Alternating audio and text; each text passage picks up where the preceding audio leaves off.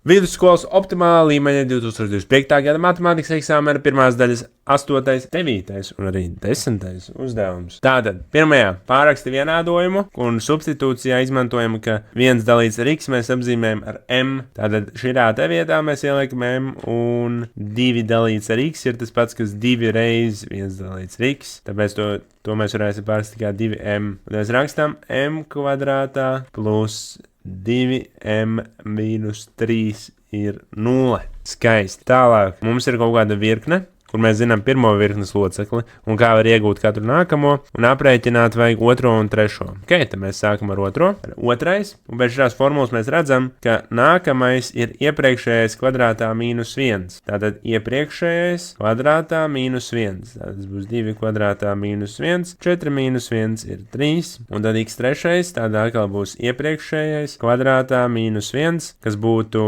iepriekšējais mums bija 3, 3 kvadrātā mīnus 1, kas būtu 9 mīnus 1 ir 8. Un eksponentu vienādojums, ja? Atceramies, ka 32 ir tas pats, kas 2 5. pakāpē, un tad mēs rakstam to, ja šie te skaidrlīši ir vienādi, tad arī šīm te pakāpēm jābūt vienādām. X mīnus 1 ir 5, 1 mēs pārnesam uz otru pusi, atceramies pārnesot uz otru pusi mainās zīmes, un mēs dabūjam x ir 6. Un uzdevums ir atrasināts.